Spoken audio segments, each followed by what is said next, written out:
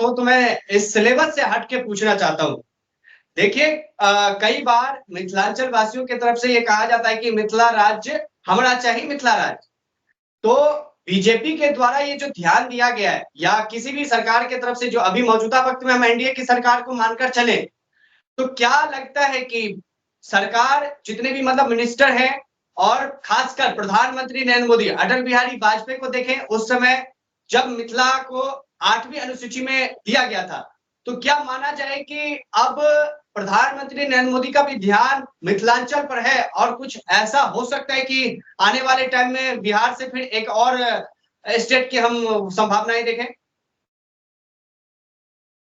मेरी मेरी राय तो अब नहीं है, क्योंकि देखिए अगर मेरी बात किया जाए तो मैं ऐसा कभी नहीं चाहूंगा कि अब बिहार को फिर जी, एक दूसरा भूभाग उसका अलग कर दिया जाए। एक तो ऑलरेडी झारखंड हो गया, दूसरा बिहार खुद है, जी, जी। और इसके बाद इसमें से मिथिलांचल चला जाए। तो ऐसा तो हम लोग परिकल्पना नहीं करना चाहेंगे, क्योंकि भैया जिस समय या देश आजाद हुआ था उस समय बिहार का स्टेट वाइज अगर बात किया जाए कि कितना वो आर्थिक रूप से देश को मदद करता था, तो वो चौथे या 5वें स्थान पे था।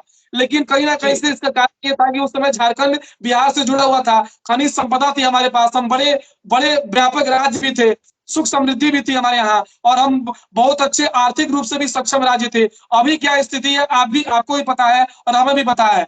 झारखंड बिहार से अलग होकर झारखंड भी कितना अच्छा स्थिति में है ये भी आपको पता है, और बिहार कितनी अच्छी स्थिति में है ये भी पता है। और जब मिथिलांचल हो जाए भविष्य में तो वो भी कैसे स्थिति में होगा ये भी हो सकता है कि वो भी बुरा ही स्थिति में ही होगा। तो मैं तो कभी नहीं चाहूंगा कि अब जो बिहार है इसी बिहार को आगे लेकर चलने की बात है। अगर देना है तो इसको स्पेशल स्टेटस दे दीजिए। स्पेशल स्टेटस की मांग हम लोग जरूर करेंगे कि हाँ, बिहार को जिस जगह पे लगातार एक साल में 4 से 5 बार बाढ़ आती हो, जिस जगह पे ऐसा भौगोलिक संरचना हमारी नहीं है कि हम लोग समुद्री माध्यमों से व्यापार कर सके, जो गुजरात मुंबई इत्यादि में हम लोग करते हैं, जो आंध्र प्रदेश में करते हैं, तमिलनाडु में करते हैं, तो उस स्थिति का भौगोलिक स्थिति भी हमारे पास नहीं है। कहीं ना कहीं से पर कैपिटा इनकम जो हमारा है वो भी कमजोर है, वो भी कम है। तो इन सभी चीजों को बेहतर करने की आवश्यकता है। अगर प्रधानमंत्री मोदी बिहार के बारे में सोचते हैं, क्योंकि नीतीश कुमार हमारे एनडीए में इस समय काफी सक्षम और काफी जो कहा जाए जरूरी जरूरी है इस समय एनडीए के लिए, अगर वो है तो अगर प्रधानमंत्री मोदी कुछ देना है तो स्पेशल स्टेटस दे दे, और बिहार के लोगों के लिए और थोड़ा स्पेशल पैकेज भी दे दे, ताकि बिहार के लोगों का उत्थान हो जाए, बाढ़ की समस्या से निजात पाने के लिए समस्या का हल कर दे। ये सभी चीज हम चाहेंगे।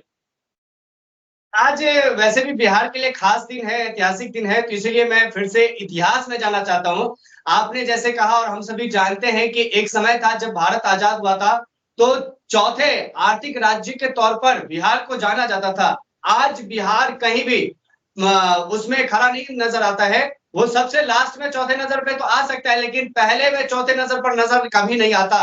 तो आप इसमें क्या कमी नजर आता है कि कांग्रेस की खामियों की वजह से ऐसा हुआ या फिर आरजेडी के खामियों की वजह से ऐसा हुआ? बीजेपी का लगातार आरोप है कि देखिए ऐसा है कि आरजेडी और कांग्रेस ने मिलकर खा लिया। जयप्रकाश जेपी आंदोलन के बाद से वैसे भी कांग्रेस बिहार में कभी वापसी नहीं कर पाई। तो जेडीयू की भी आप 15 साल की सरकार रही है, तो क्या मानते हैं इसमें किसकी खामियां से ऐसा हुआ बिहार का हाल?